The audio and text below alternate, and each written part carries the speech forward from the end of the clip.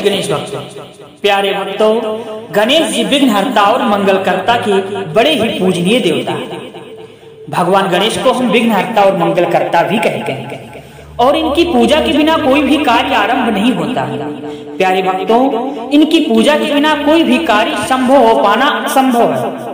प्यारे भक्तों, आज की इस वीडियो में हम आपको जो भगवान श्री गणेश का मंत्र बताने जा रहे हैं, इस मंत्र को यदि कोई भी व्यक्ति सच्चे मन से जाप या श्रवण भी कर लेता है तो उसके घर में हमेशा के लिए क्लेश समाप्त हो जाते हैं और उनके जीवन की गरीबी हमेशा के लिए दूर हो जाती है। प्यारे भक्तों, आज के समय में हर कोई व्यक्ति धन की समस्या से बहुत ज्यादा परेशान रहता है।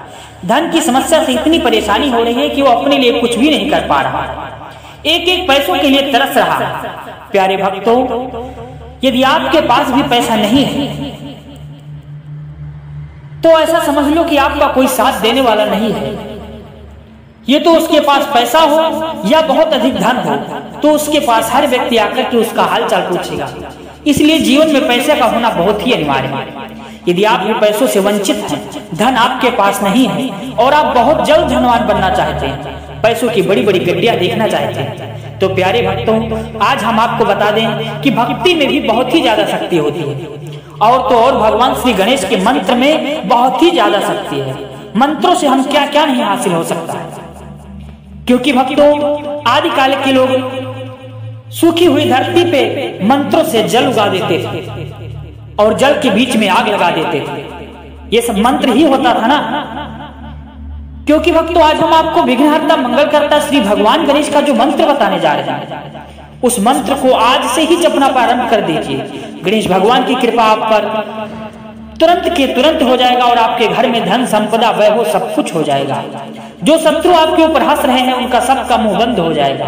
आपके पास इतना सारा पैसा हो जाएगा कि आप खर्च नहीं कर पाओगे। तो आज बड़ी श्रद्धा भाव के साथ श्री गणेश का ध्यान करते हुए इस मंत्र का जाप पूरा 108 बार कर लीजिए। मेरी गारंटी है कि आपकी गरीबी, जन्मों जन्म की गरीबी भी खत्म हो जाएगी।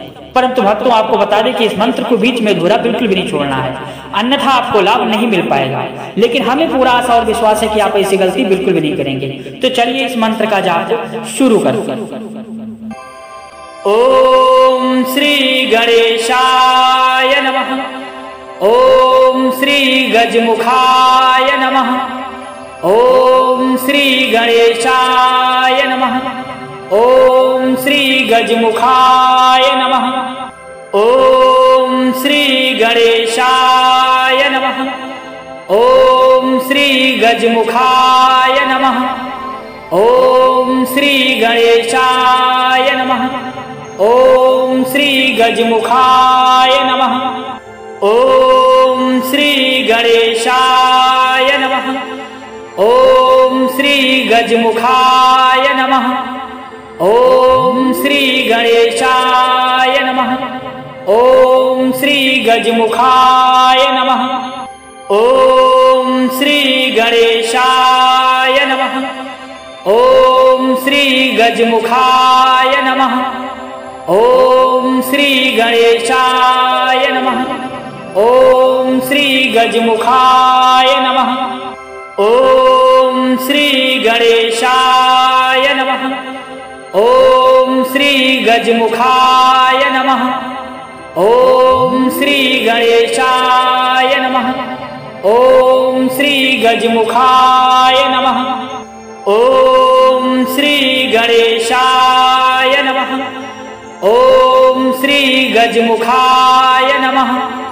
ओम श्री गणेशाय नमः। ओम श्री गजमुखाय नमः। ओम श्री गणेशाय नमः। ओम श्री गजमुखाय नमः। ओम श्री गणेशाय नमः। ओम श्री गजमुखाय नमः। ओम श्री गणेशाय नमः। ओम श्री गजमुखाय नमः। ओम श्री गणेशाय नमः। ओम श्री गजमुखाय नमः। गणेशाय नमः। ओम श्री गजमुखाय नमः। ओम श्री गणेशाय नमः। ओम श्री गजमुखाय नमः। ओम श्री गणेशाय नमः। ओम श्री गजमुखाय नमः। ओम श्री गणेशाय नमः। ओम श्री गजमुखाय नमः। ओम श्री गणेशाय नमः। ओम श्री गजमुखाय नमः। ओम श्री गणेशाय नमः। ओम श्री गजमुखाय नमः। ओम श्री गणेशाय नमः। ओम श्री गजमुखाय नमः। ओम श्री गणेशाय नमः। ओम श्री गजमुखाय नमः। ओम श्री गणेशाय नमः। ओम श्री गजमुखाय नमः। ओम श्री गणेशाय नमः। ओम श्री गजमुखाय नमः। ओम श्री गणेशाय नमः। ओम श्री गजमुखाय नमः। ओम श्री गणेशाय नमः। ओम श्री गजमुखाय नमः। ओम श्री गणेशाय नमः। ओम श्री गजमुखाय नमः। ओम श्री गणेशाय नमः। ओम श्री गजमुखाय नमः। ओम श्री गणेशाय नमः। ओम श्री गजमुखाय नमः। ओम श्री गणेशाय नमः। ओम श्री गजमुखाय नमः। ओम श्री गणेशाय नमः। ओम श्री गजमुखाय नमः। ओम श्री गणेशाय नमः। ओम श्री गजमुखाय नमः। ओम श्री गणेशाय नमः। ओम श्री गजमुखाय नमः। ओम श्री गणेशाय नमः। ओम श्री गजमुखाय नमः। ओम श्री गणेशाय नमः। ओम श्री गजमुखाय नमः। ओम श्री गणेशाय नमः। ओम श्री गजमुखाय नमः। ओम श्री गणेशाय नमः। ओम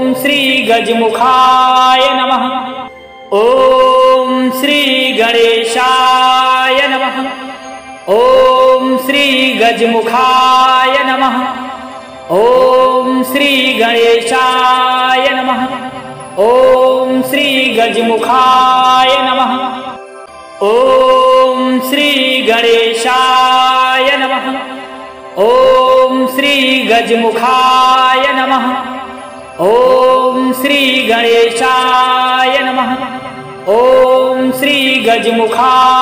नमः। ओम श्री गणेशाय नमः। ओम श्री गजमुखाय नमः। ओम श्री गणेशाय नमः। ओम श्री गजमुखाय नमः। ओम श्री गणेशाय नमः। ओम श्री गजमुखाय नमः। ओम श्री गणेशाय नमः। ओम श्री गजमुखाय नमः। ओम श्री गणेशाय नमः। ओम श्री गजमुखाय नमः। ओम श्री गणेशाय नमः। ओम श्री गजमुखाय नमः। ओम श्री गणेशाय नमः। ओम श्री गजमुखाय नमः। ओम श्री गणेशाय नमः। ओम श्री गजमुखाय नमः। ओम श्री गणेशाय नमः। ओम श्री गजमुखाय नमः। ओम श्री गणेशाय नमः। ओम श्री गजमुखाय नमः। ओम श्री गणेशाय नमः। ओम श्री गजमुखाय नमः। ओम श्री गणेशाय नमः। ओम श्री गजमुखाय नमः। ओम श्री गणेशाय नमः। ओम श्री गजमुखाय नमः। ओम श्री गणेशाय नमः। ओम श्री गजमुखाय नमः। ओम श्री गणेशाय नमः। ओम श्री गजमुखाय नमः। ओम श्री गणेशाय नमः। ओम श्री गजमुखाय नमः। ओम श्री गणेशाय नमः। ओम श्री गजमुखाय नमः। ओम श्री गणेशाय नमः। ओम श्री गजमुखाय नमः। ओम श्री गणेशाय नमः। ओम श्री गजमुखाय नमः। ओम श्री गणेशाय नमः। ओम श्री गजमुखाय नमः। ओम श्री गणेशाय नमः। ओम श्री गजमुखाय नमः। ओम श्री गणेशाय नमः। ओम श्री गजमुखाय नमः। ओम श्री गणेशाय नमः। ओम श्री गजमुखाय नमः। ओम श्री गणेशाय नमः।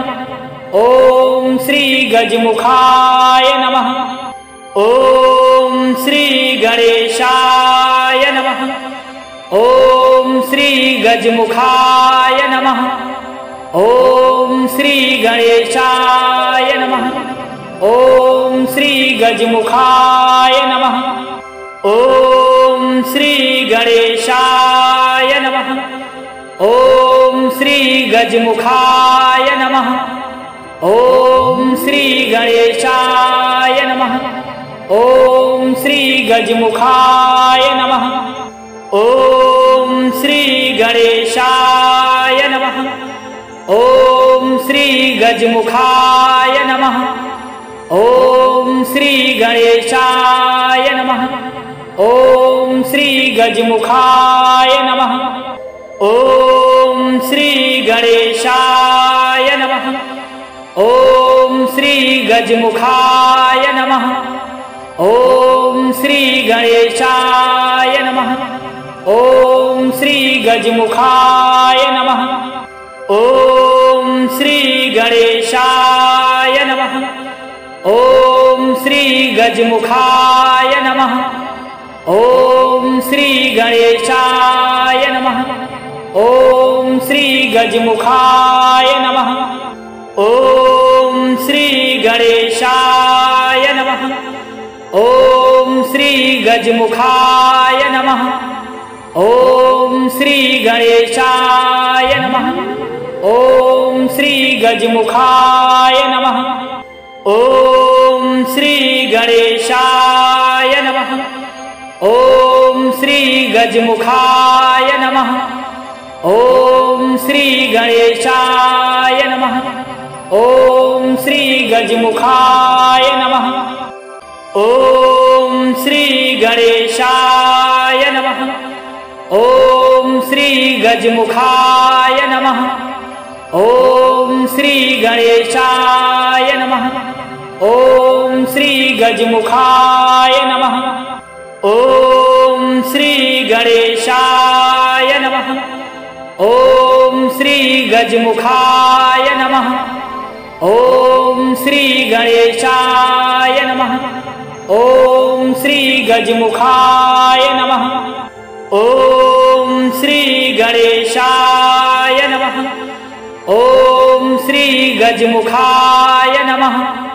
ओम श्री गणेशाय नमः। ओम श्री गजमुखाय नमः। ओम श्री गणेशाय नमः। ओम श्री गजमुखाय नमः। ओम श्री गणेशाय नमः। ओम श्री गजमुखाय नमः।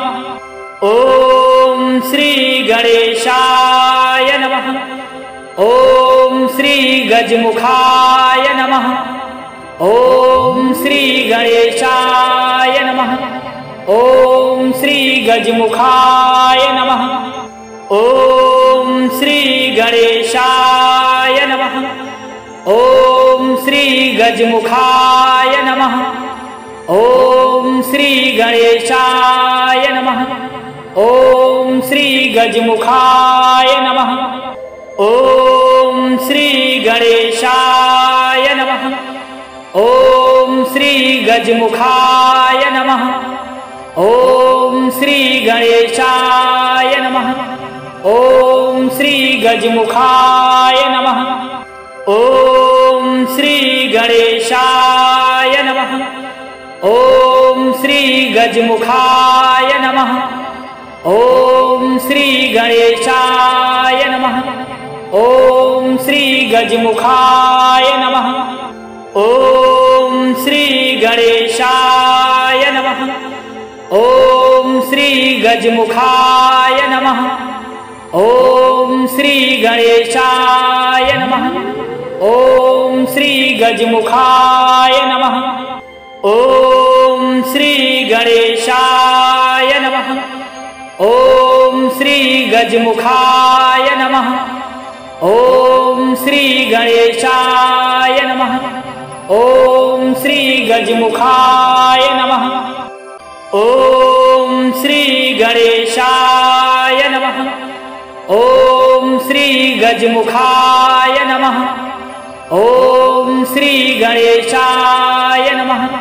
ओम श्री गजमुखाय नमः।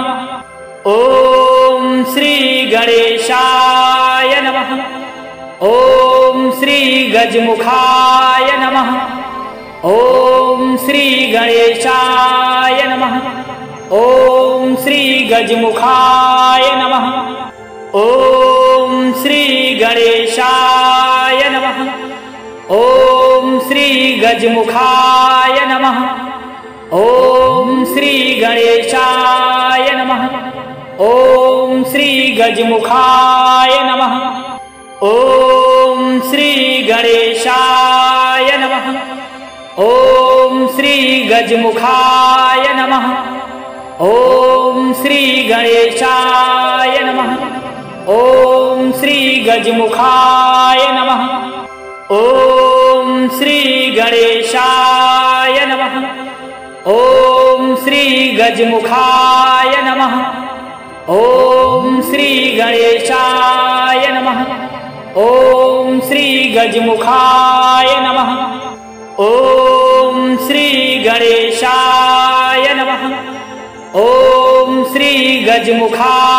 नमः। ओम श्री गणेशाय नमः। ओम श्री गजमुखाय नमः। ओम श्री गणेशाय नमः। ओम श्री गजमुखाय नमः। ओम श्री गणेशाय नमः। ओम श्री गजमुखाय नमः। ओम श्री गणेशाय नमः। ओम श्री गजमुखाय नमः। ओम श्री गणेशाय नमः। ओम श्री गजमुखाय नमः। ओम श्री गणेशाय नमः। ओम श्री गजमुखाय नमः। ओम श्री गणेशाय नमः। ओम श्री गजमुखाय नमः। ओम श्री गणेशाय नमः। ओम श्री गजमुखाय नमः। ओम श्री गणेशाय नमः। ओम श्री गजमुखाय नमः। ओम श्री गणेशाय नमः। ओम श्री गजमुखाय नमः। ओम श्री गणेशाय नमः। ओम श्री गजमुखाय नमः। ओम श्री गणेशाय नमः। ओम श्री गजमुखाय नमः। ओम श्री गणेशाय नमः। ओम श्री गजमुखाय नमः। ओम श्री गणेशाय नमः। ओम श्री गजमुखाय नमः। ओम श्री गणेशाय नमः। ओम श्री गजमुखाय नमः। ओम श्री गणेशाय नमः। ओम श्री गजमुखाय नमः। ओम श्री गणेशाय नमः। ओम श्री गजमुखाय नमः। ओम श्री गणेशाय नमः। ओम श्री गजमुखाय नमः। ओम श्री गणेशाय नमः। ओम श्री गजमुखाय नमः। ओम श्री गणेशाय नमः। ओम श्री गजमुखाय नमः। ओम श्री गणेशाय नमः। ओम श्री गजमुखाय नमः। ओम श्री गणेशाय नमः। ओम श्री गजमुखाय नमः। ओम श्री गणेशाय नमः। ओम श्री गजमुखाय नमः। ओम श्री गणेशाय नमः। ओम श्री गजमुखाय नमः। ओम श्री गणेशाय नमः। ओम श्री गजमुखाय नमः। ओम श्री गणेशाय नमः। ओम श्री गजमुखाय नमः। ओम श्री गणेशाय नमः। ओम श्री गजमुखाय नमः। ओम श्री गणेशाय नमः। ओम श्री गजमुखाय नमः। ओम श्री गणेशाय नमः। ओम श्री गजमुखाय नमः। ओम श्री गणेशाय नमः। ओम श्री गजमुखाय नमः। ओम श्री गणेशाय नमः। ओम श्री गजमुखाय नमः। ओम श्री गणेशाय नमः। ओम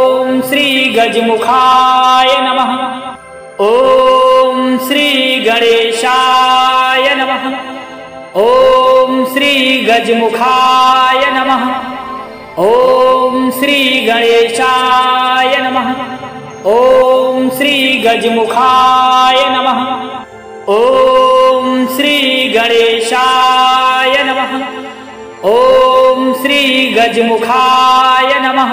ओम श्री गणेशाय नमः। ओम श्री गजमुखाय नमः। ओम श्री गणेशाय नमः। ओम श्री गजमुखाय नमः। ओम श्री गणेशाय नमः। ओम श्री गजमुखाय नमः। ओम श्री गणेशाय नमः। ओम श्री गजमुखाय नमः। ओम श्री गणेशाय नमः। ओम श्री गजमुखाय नमः। ओम श्री गणेशाय नमः। ओम श्री गजमुखाय नमः। ओम श्री गणेशाय नमः। ओम श्री गजमुखाय नमः। ओम श्री गणेशाय नमः। ओम श्री गजमुखाय नमः। ओम श्री गणेशाय नमः। ओम श्री गजमुखाय नमः। ओम श्री गणेशाय नमः। ओम श्री गजमुखाय नमः। ओम श्री गणेशाय नमः। ओम श्री गजमुखाय नमः। ओम श्री गणेशाय नमः। ओम श्री गजमुखाय नमः। ओम श्री गणेशाय नमः। ओम श्री गजमुखाय नमः। ओम श्री गणेशाय नमः। ओम श्री गजमुखाय नमः। ओम श्री गणेशाय नमः।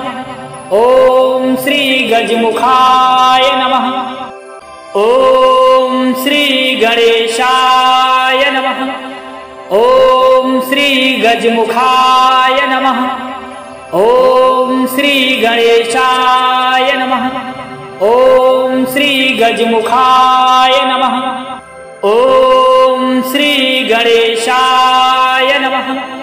ओम श्री गजमुखाय नमः। ओम श्री गणेशाय नमः। ओम श्री गजमुखाय नमः। ओम श्री गणेशाय नमः। ओम श्री गजमुखाय नमः। ओम श्री गणेशाय नमः। ओम श्री गजमुखाय नमः। ओम श्री गणेशाय नमः। ओम श्री गजमुखाय नमः। ओम श्री गणेशाय नमः। ओम श्री गजमुखाय नमः। ओम श्री गणेशाय नमः। ओम श्री गजमुखाय नमः। ओम श्री गणेशाय नमः। ओम श्री गजमुखाय नमः। ओम श्री गणेशाय नमः। ओम श्री गजमुखाय नमः। ओम श्री गणेशाय नमः। ओम श्री गजमुखाय नमः। ओम श्री गणेशाय नमः। ओम श्री गजमुखाय नमः। ओम श्री गणेशाय नमः। ओम श्री गजमुखाय नमः। ओम श्री गणेशाय नमः। ओम श्री गजमुखाय नमः। ओम श्री गणेशाय नमः। ओम श्री गजमुखाय नमः। ओम श्री गणेशाय नमः। ओम श्री गजमुखाय नमः। ओम श्री गणेशाय नमः। ओम श्री गजमुखाय नमः। ओम श्री गणेशाय नमः। ओम श्री गजमुखाय नमः। ओम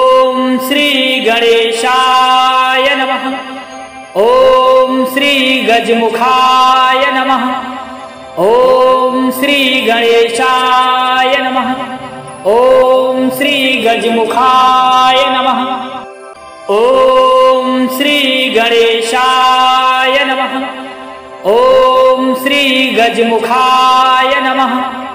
ओम श्री गणेशाय नमः। ओम श्री गजमुखाय नमः। ओम श्री गणेशाय नमः। ओम श्री गजमुखाय नमः। ओम श्री गणेशाय नमः। ओम श्री गजमुखाय नमः। ओम श्री गणेशाय नमः। ओम श्री गजमुखाय नमः। ओम श्री गणेशाय नमः। ओम श्री गजमुखाय नमः। ओम श्री गणेशाय नमः। ओम श्री गजमुखाय नमः। ओम श्री गणेशाय नमः। ओम श्री गजमुखाय नमः। ओम श्री गणेशाय नमः। ओम श्री गजमुखाय नमः। ओम श्री गणेशाय नमः।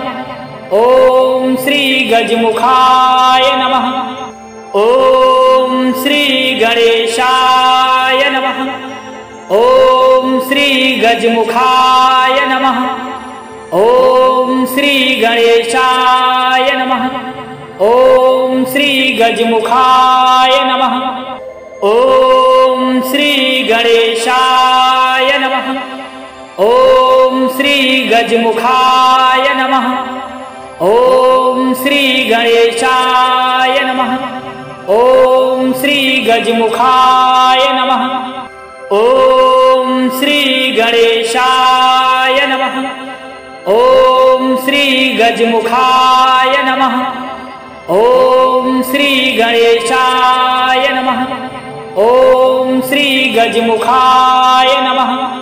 ओम श्री गणेशाय नमः। ओम श्री गजमुखाय नमः। ओम श्री गणेशाय नमः। ओम श्री गजमुखाय नमः।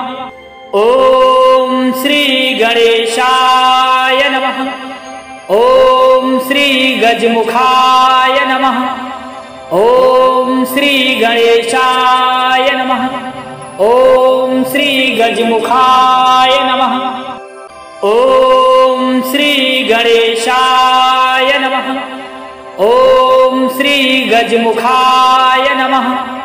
ओम श्री गणेशाय नमः। ओम श्री गजमुखाय नमः। ओम श्री गणेशाय नमः।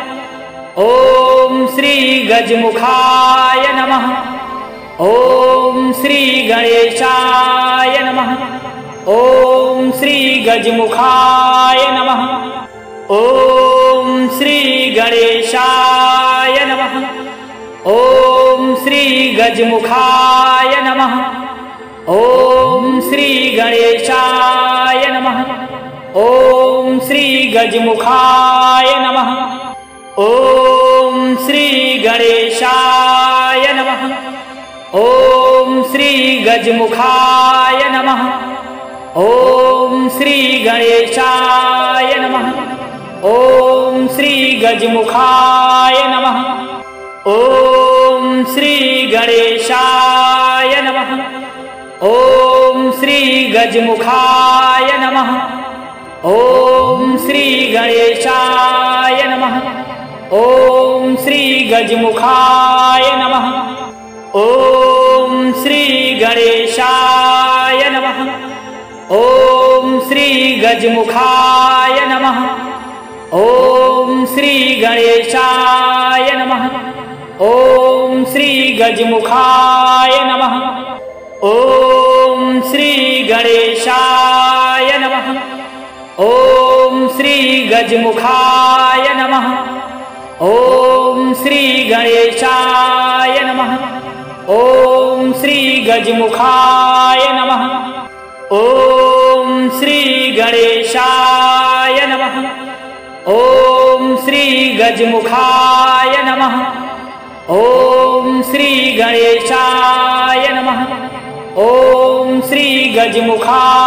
नमः। ओम श्री गणेशाय नमः। ओम श्री गजमुखाय नमः। ओम श्री गणेशाय नमः। ओम श्री गजमुखाय नमः। ओम श्री गणेशाय नमः। ओम श्री गजमुखाय नमः। ओम श्री गणेशाय नमः। ओम श्री गजमुखाय नमः।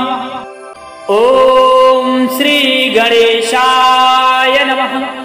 ओम श्री गजमुखाय नमः। ओम श्री गणेशाय नमः। ओम श्री गजमुखाय नमः। ओम श्री गणेशाय नमः। ओम श्री गजमुखाय नमः। ओम श्री गणेशाय नमः। ओम श्री गजमुखाय नमः।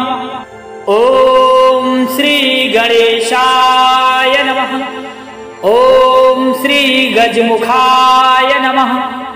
ओम श्री गणेशाय नमः। ओम श्री गजमुखाय नमः। ओम श्री गणेशाय नमः। ओम श्री गजमुखाय नमः।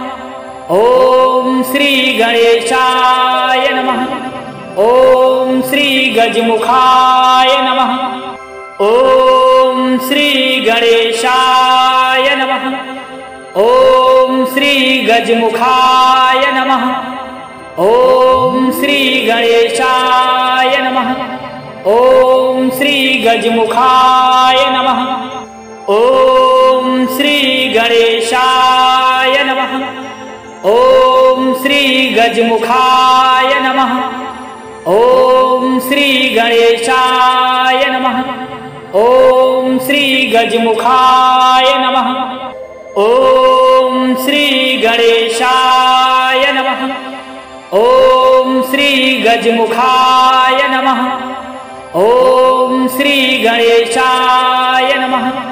ओम श्री गजमुखाय नमः। ओम श्री गणेशाय नमः। ओम श्री गजमुखाय नमः। ओम श्री गणेशाय नमः। ओम श्री गजमुखाय नमः। ओम श्री गणेशाय नमः। ओम श्री गजमुखाय नमः। ओम श्री गणेशाय नमः। ओम श्री गजमुखाय नमः। ओम श्री गणेशाय नमः। ओम श्री गजमुखाय नमः। ओम श्री गणेशाय नमः। ओम श्री गजमुखाय नमः। ओम श्री गणेशाय नमः। ओम श्री गजमुखाय नमः। ओम श्री गणेशाय नमः। ओम श्री गजमुखाय नमः। ओम श्री गणेशाय नमः। ओम श्री गजमुखाय नमः।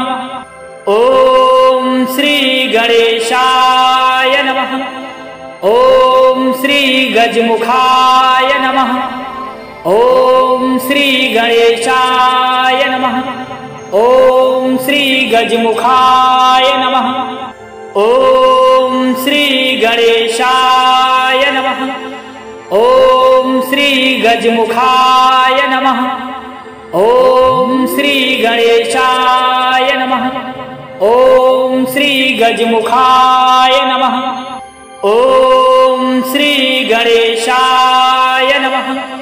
ओम श्री गजमुखाय नमः।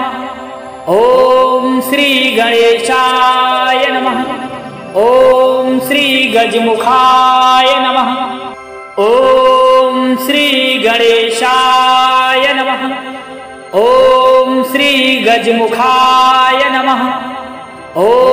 श्री गणेशाय नमः। ओम श्री गजमुखाय नमः। ओम श्री गणेशाय नमः। ओम श्री गजमुखाय नमः। ओम श्री गणेशाय नमः। ओम श्री गजमुखाय नमः। ओम श्री गणेशाय नमः। ओम श्री गजमुखाय नमः। ओम श्री गणेशाय नमः। ओम श्री गजमुखाय नमः। ओम श्री गणेशाय नमः। ओम श्री गजमुखाय नमः। ओम श्री गणेशाय नमः। ओम श्री गजमुखाय नमः। ओम श्री गणेशाय नमः। ओम श्री गजमुखाय नमः। ओम श्री गणेशाय नमः। ओम श्री गजमुखाय नमः। ओम श्री गणेशाय नमः। ओम श्री गजमुखाय नमः। ओम श्री गणेशाय नमः। ओम श्री गजमुखाय नमः। ओम श्री गणेशाय नमः। ओम श्री गजमुखाय नमः। ओम श्री गणेशाय नमः। ओम श्री गजमुखाय नमः। ओम श्री गणेशाय नमः। ओम श्री गजमुखाय नमः। ओम श्री गणेशाय नमः। ओम श्री गजमुखाय नमः। ओम श्री गणेशाय नमः। ओम श्री गजमुखाय नमः। ओम श्री गणेशाय नमः। ओम श्री गजमुखाय नमः। ओम श्री गणेशाय नमः। ओम श्री गजमुखाय नमः। ओम श्री गणेशाय नमः। ओम श्री गजमुखाय नमः। ओम श्री गणेशाय नमः। ओम श्री गजमुखाय नमः। ओम श्री गणेशाय नमः। ओम श्री गजमुखाय नमः। ओम श्री गणेशाय नमः। ओम श्री गजमुखाय नमः। ओम श्री गणेशाय नमः। ओम श्री गजमुखाय नमः। ओम श्री गणेशाय नमः। ओम श्री गजमुखाय नमः। ओम श्री गणेशाय नमः। ओम श्री गजमुखाय नमः। ओम श्री गणेशाय नमः। ओम श्री गजमुखाय नमः। ओम श्री गणेशाय नमः। ओम श्री गजमुखाय नमः। ओम श्री गणेशाय नमः। ओम श्री गजमुखाय नमः। ओम श्री गणेशाय नमः। ओम श्री गजमुखाय नमः। ओम श्री गणेशाय नमः। ओम श्री गजमुखाय नमः। ओम श्री गणेशाय नमः। ओम श्री गजमुखाय नमः।